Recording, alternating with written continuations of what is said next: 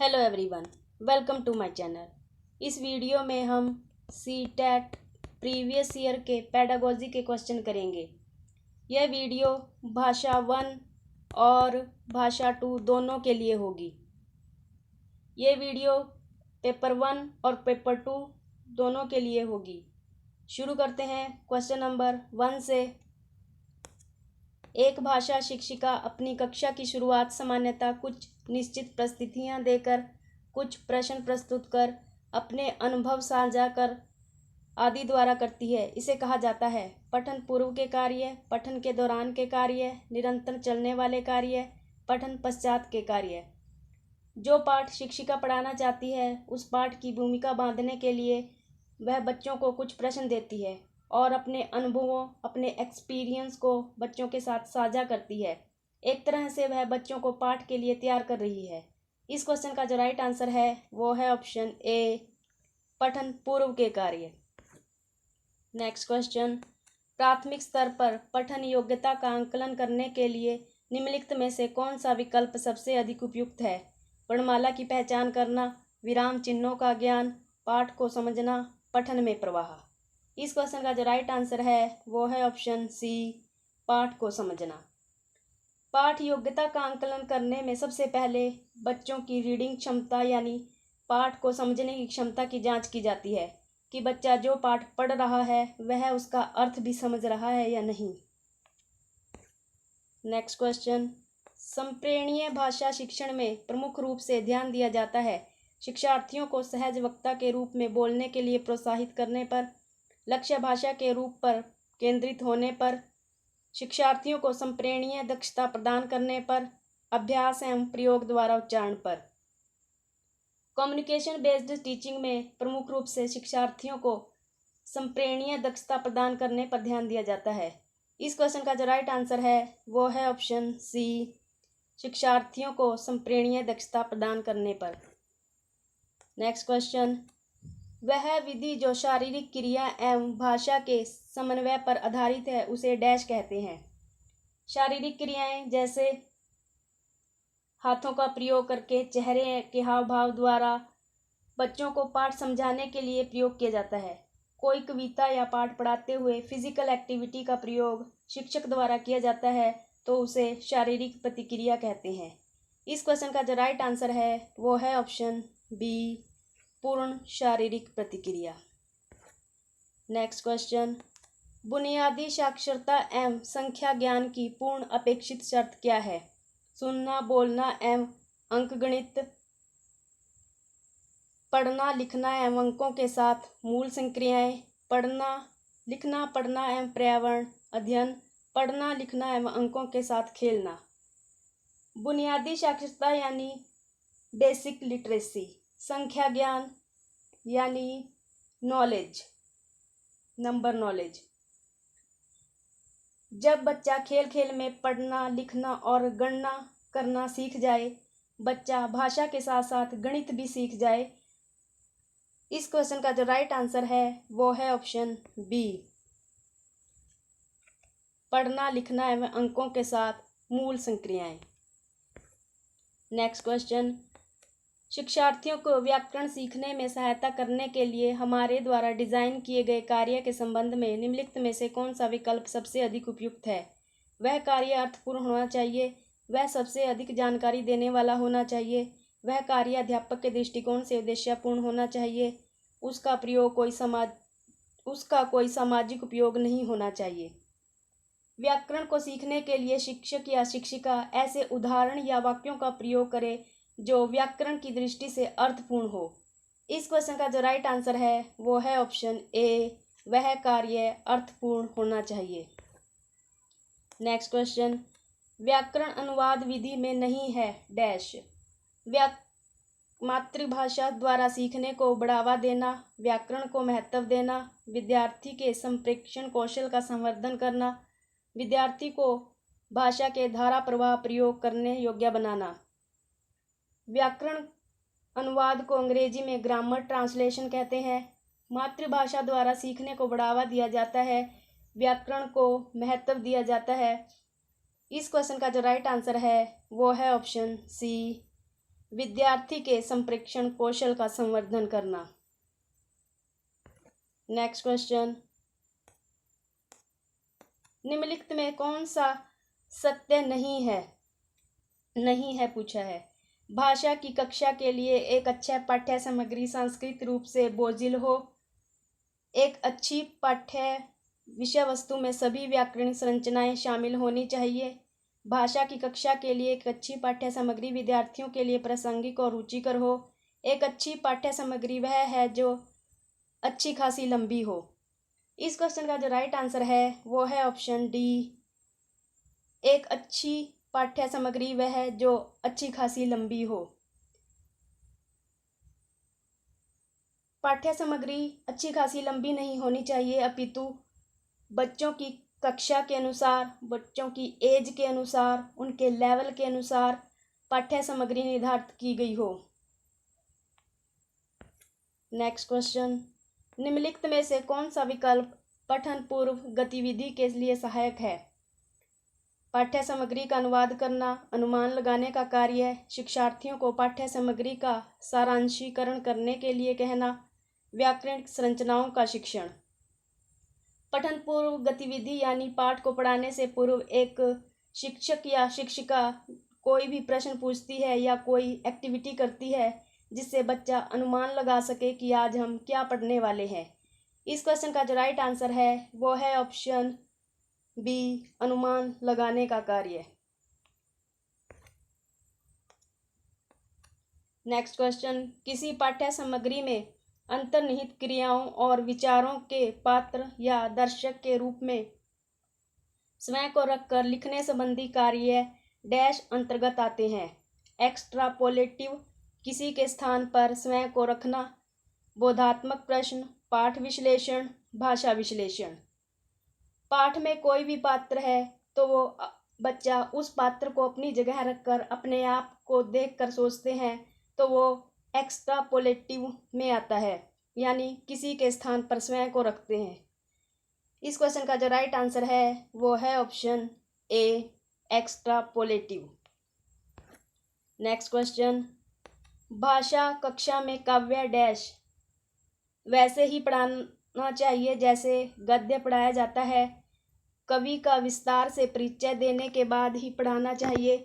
समझने या सराहना आदि आनंद लेने के लिए कवि और कविता के बारे में अधिक है। जब कक्षा में काव्य यानी कविता को पढ़ाते हैं तो उसे समझने, सराहना करने और आनंद लेने के लिए कविता या गीत को पढ़ाया जाता है ताकि गीत या कविता का आनंद के साथ बच्चे पढ़ सकें। इस क्वेश्चन का जो राइट आंसर है वो है ऑप्शन सी, समझने, सराहना करने और आनंद लेने के लिए। नेक्स्ट क्वेश्चन, एक भाषा शिक्षक विद्यार्थियों को आकलन के दौरान विद्यार्थियों के बारे में जानकारी संकलित करता है या करती है। एक तकनीकी शब्दावली तथा भाषा द्वारा विद्यार्थियों को प्रतिपुष्टि देने के लिए शैक्षणिक एवं सह शैक्षणिक पहलुओं से जुड़े विविध उपकरणों एवं प्रविधियों का उपयोग करना, उनके निष्पादन के आधार पर उन्हें उत्कृष्ट, औसत एवं कमजोर श्रेणी में वर्गीकृत करने के लिए भाषा की कक्षा में अधिक से अधिक शिक्षण सहायक सामग्री के उपयोग के उद्देश्य के लिए एक शिक्षक बच्चों का टेस्ट लेते समय जो जानकारी इकट्ठा करती है उसे वह करिकुलर और को करिकुलर एक्टिविटी के उपकरणों का प्रयोग सतत एवं व्यापक मूल्यांकन के लिए करती है। इस क्वेश्चन का जो राइट आंसर है वो है ऑप्शन बी, शैक्षणिक एवं सह शैक्षणिक पहलुओं से जुड़े विविध उपकरणों एवं प्रविधियों का उपयोग करना। नेक्स्ट क्वेश्चन, पाठ्यक्रम के दौरान शिक्षार्थी की कठिनाइयों, उनके ज्ञान में रिक्तता तथा कौशल में कमियों को ज्ञात करने के लिए एक परीक्षण विकसित किया गया है। उसे कहते हैं उपलब्धि परीक्षण, प्रवीणता परीक्षण, श्रेणी परीक्षण, निदानात्मक परीक्षण। शिक्षार्थी की कठिनाइयों को, उनके ज्ञान में गैप्स तथा स्किल्स में कमी को ज्ञात करने के लिए जो परीक्षण विकसित किया जाता है उसे निदानात्मक परीक्षण कहते हैं। इस क्वेश्चन का जो राइट आंसर है वो है ऑप्शन डी, निदानात्मक परीक्षण, जिसे डायग्नोस टेस्ट भी कहते हैं और निदानात्मक परीक्षण को उपचारात्मक परीक्षण भी कहते हैं। नेक्स्ट क्वेश्चन, निम्नलिखित में से कौन सा विकल्प पोर्टफोलियो आंकलन के बारे में सही नहीं है?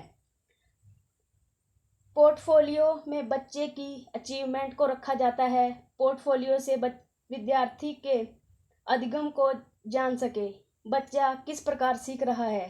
पोर्टफोलियो बच्चे की लर्निंग में सहायता करता है। इस क्वेश्चन का जो राइट आंसर है वो है ऑप्शन डी, पोर्टफोलियो आंकलन विद्यार्थी के अधिगम के बारे में किया जाने वाला आंकलन है। पोर्टफोलियो से विद्यार्थी के अधिगम को पोर्टफोलियो विद्यार्थी के अधिगम का में किए जाने वाला एक आंकलन नहीं, बल्कि हर महीने किया जाता है। ये एक बार में नहीं किया जाता, बल्कि हर महीने करते हैं इसको। ये एक कक्षा से दूसरी कक्षा में भी ट्रांसफ़र किया जाता है। नेक्स्ट क्वेश्चन, व्याकरण की कक्षा में हमें पहले डैश व्याकरणिक रूप कैसे बनते हैं इसकी व्याख्या करनी चाहिए। सामान्य चर्चा के द्वारा व्याकरण के रूप प्रस्तुत करने चाहिए।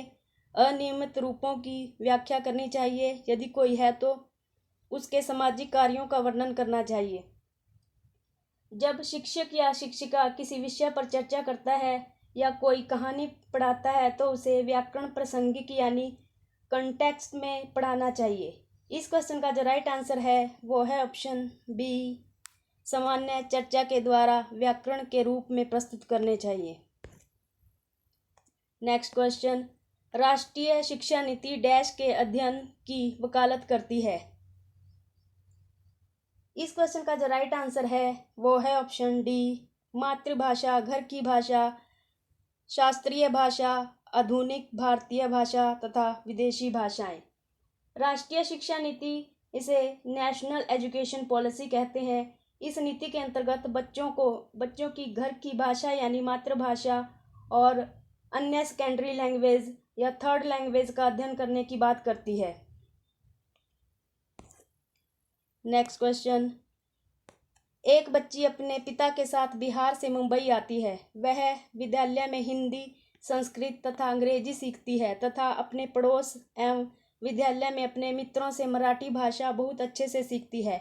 आप मराठी भाषा को किस रूप में वर्णित करेंगे? भाषा अर्जन, भाषा अधिगम, सहारा देना, परिकल्पना, निवेश। भाषा अर्जन, इसमें जब हम किसी भी किताब से न सीखकर पर्यावरण से कोई भाषा सीख जाएं, जैसे एक बच्चा अपनी मातृभाषा को अपने परिवार के पर्यावरण से सीखता है, उसे भाषा अर्जन कहते हैं। और भाषा अधिगम में भाषा को व्याकरण के रूल्स, उसके नियमों के साथ, किताबों के साथ, अध्यापक के साथ सीखते हैं, उसे भाषा अधिगम कहते हैं। इस क्वेश्चन का जो राइट आंसर है वो है ऑप्शन ए, भाषा अर्जन। नेक्स्ट क्वेश्चन, किसी शिक्षार्थी को एक पाठ्य सामग्री पढ़ाते समय कुछ संकेत मिलते हैं जो उसे अर्थ ग्रहण करने की प्रक्रिया में मदद करते हैं। यह किस रूप में जाना जाता है? सरसरी दृष्टि से पढ़ना, बारीकी से पढ़ना, अर्थगत संकेत, सूत्रात्मक संकेत। इस क्वेश्चन का जो राइट आंसर है वो है ऑप्शन सी, अर्थगत संकेत, यानी मीनिंगफुल हिंट्स के साथ बच्चा समझ सके। नेक्स्ट क्वेश्चन, श्रवण की किस प्रक्रिया में मुख्य विचार समझना, अनुमान लगाना, निष्कर्ष आरेखित करना तथा सारांश लिखना सम्मिलित है?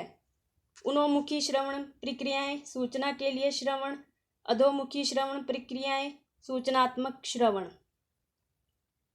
मुख्य विचार समझना, अनुमान लगाना, निष्कर्ष लगाना, सारांश लिखना यानी समरी लिखना, समग्र सीखना या अर्थपूर्ण सीखना अधोमुखी श्रवण प्रक्रियाएं के अंतर्गत आता है। इस क्वेश्चन का जो राइट आंसर है वो है ऑप्शन सी, अधोमुखी श्रवण प्रक्रियाएं। उन्मुखी श्रवण प्रक्रियाएं, इनमें बच्चा वर्ड मीनिंग, शब्द अर्थ या फिलिंग द ब्लैंक्स, रिक्त स्थान भरो इत्यादि पर इसमें बल दिया जाता है उन्मुखी श्रवण प्रक्रियाएं में। नेक्स्ट क्वेश्चन, संज्ञाएं, क्रियाएं, विशेषण, क्रिया विशेषण डैश के रूप में वर्गीकृत किया गया है। विषय वस्तु के संबंध में के शब्द में क्रिया शब्द, निष्क्रिय शब्द संपदा, सक्रिय शब्द संपदा। इस क्वेश्चन का जो राइट आंसर है वो है ऑप्शन ए, विषय वस्तु के शब्द। संज्ञाएं, क्रियाएं, विशेषण, क्रिया विशेषण सिलेबस के शब्द हैं या कंटेक्स्ट विषय वस्तु के शब्द हैं। इस क्वेश्चन का जो राइट आंसर है वो है ऑप्शन ए, ये कंटेक्स्ट यानी सिलेबस विषय वस्तु के शब्द हैं। नेक्स्ट क्वेश्चन, संरचनाओं के बारे में ज्ञान तथा इसे सीमित अभ्यास द्वारा वर्णित व क्रियान्वित करना कार्य विधि ज्ञान है, घोषणात्मक ज्ञान है, व्याकरण अनुवाद प्रक्रिया है, भाषा प्रक्रिया है। इस क्वेश्चन का जो राइट आंसर है वो है ऑप्शन बी, घोषणात्मक ज्ञान है। घोषणात्मक ज्ञान में कम शब्दों में कोई बात कही जाती है। नेक्स्ट क्वेश्चन, प्राकृतिक भाषा में संदर्भ से पठन सामग्री का स्रोत है बनावटी पठन सामग्री, साहित्यिक कार्य, पाठ्य पुस्तक के लेखकों द्वारा विकसित पठन सामग्री, प्रामाणिक पठन सामग्री। इस क्वेश्चन का जो राइट आंसर है वो है ऑप्शन डी, प्रामाणिक पठन सामग्री। नेक्स्ट क्वेश्चन, निम्नलिखित में से कौन सा भाषा आंकलन के बारे में सही है। शिक्षार्थियों की उपलब्धि, शिक्षार्थियों के व्याकरण ज्ञान का आंकलन करना, शिक्षार्थियों की भाषाई निपुणता का आंकलन करना, यह पता करना कि शिक्षार्थियों को क्या नहीं आता है। इस क्वेश्चन का जो राइट आंसर है वो है ऑप्शन सी, शिक्षार्थियों की भाषाई निपुणता का आंकलन करना। नेक्स्ट क्वेश्चन, निम्नलिखित में से कौन सा भाषा की कक्षा में त्रुटियों के विषय में सही है। त्रुटियां शिक्षार्थी तथा शिक्षक दोनों के लिए सीखने के क्षेत्र और प्रतिपुष्टि है। शिक्षार्थी जब भाषा का प्रयोग करते हैं तभी के तभी त्रुटियों को सुधारना चाहिए। त्रुटियां केवल शिक्षक के लिए सीखने के क्षेत्र हैं। त्रुटियां द्वितीय भाषा में प्रथम भाषा के हस्तक्षेप में सहायता करती है। इस क्वेश्चन का जो राइट आंसर है वो है ऑप्शन ए, त्रुटियां शिक्षार्थी तथा शिक्षक दोनों के लिए सीखने के क्षेत्र और प्रतिपुष्टि है। नेक्स्ट क्वेश्चन, एक भाषा शिक्षक सामाजिक विज्ञान के साथियों के साथ मिलकर भाषा की सांस्कृतिक विविधता पर प्रदत्त कार्य देता है या देती है। शिक्षार्थियों को इस विषय पर रिपोर्ट लिखने तथा पोस्टर तैयार करने के लिए सामाजिक विज्ञान की पुस्तक तथा इतिहास, भूगोल, संस्कृत तथा राजनीति से संबंधित अन्य पुस्तकें तथा अन्य दस्तावेज को पढ़ना है। भाषा अधिगम की यह प्रक्रिया क्या कहलाती है। सामाजिक विज्ञान में भाषा, सामाजिक विज्ञान का प्रदत्त कार्य, समूची पाठ्यचर्या में भाषा, भाषा लेखन का विकास। शिक्षक ने सांस्कृतिक विविधता पर एक प्रदत्त कार्य यानी असाइनमेंट दिया है। इसमें बच्चे रिपोर्ट लिखेंगे, पोस्टर बनाने के लिए ड्राइंग का इस्तेमाल करेंगे, social study, history, geography, political या कल्चरल की पुस्तकें पढ़ेंगे। हर सब्जेक्ट को भाषा के साथ जोड़कर सीखेंगे। हर सब्जेक्ट को भाषा के साथ जोड़कर सीखने की प्रक्रिया समूची पाठ्यचर्या में भाषा कहलाती है। इस क्वेश्चन का जो राइट आंसर है वो है ऑप्शन सी, समूची पाठ्यचर्या में भाषा।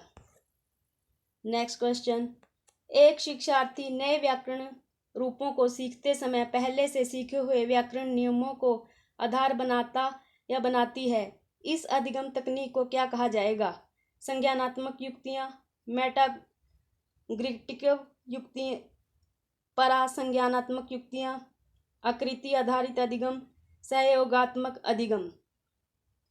इस क्वेश्चन का जो राइट आंसर है वो है ऑप्शन ए, संज्ञानात्मक युक्तियाँ। जो व्याकरण के नियम पहले से ही बच्चे को आते हैं, उनका उसने प्रयोग किया है, तो यह अधिगम की संज्ञानात्मक युक्ति के अंतर्गत आता है। नेक्स्ट क्वेश्चन, एक शिक्षार्थी सीमित समझ के साथ एक पठन सामग्री को पढ़ पाती है। वह पठन सामग्री को बहुत अच्छी तरह से पढ़ पाती है तथा अवबोधन कार्य को अपने बड़े भाई की सहायता से करती है। शिक्षण अधिगम का यह अभ्यास है कोचिंग, ट्यूटरिंग, सहारा मिलना, परिकल्पना निवेश।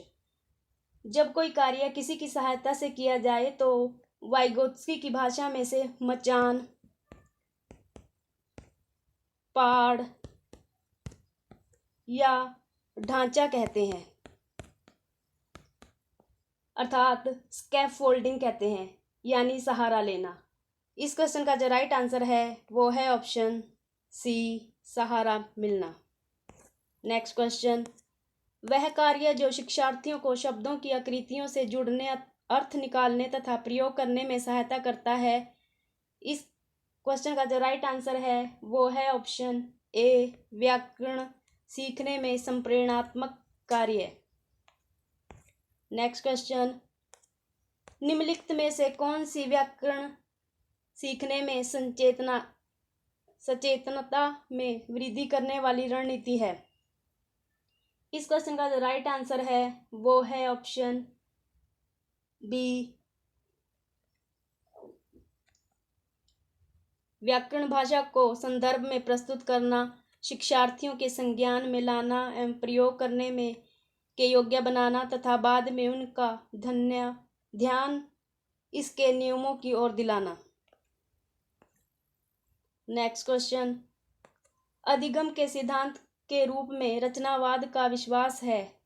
बच्चे कक्षाकक्ष शिक्षण के माध्यम से नवीन ज्ञान प्राप्त करते हैं। भाषा संरचनात्मक अभ्यास के द्वारा सीखी जाती है। सभी शिक्षार्थी एक ही तरह से सीखते हैं। बच्चे अपने पूर्व ज्ञान से जोड़कर सीखते हैं।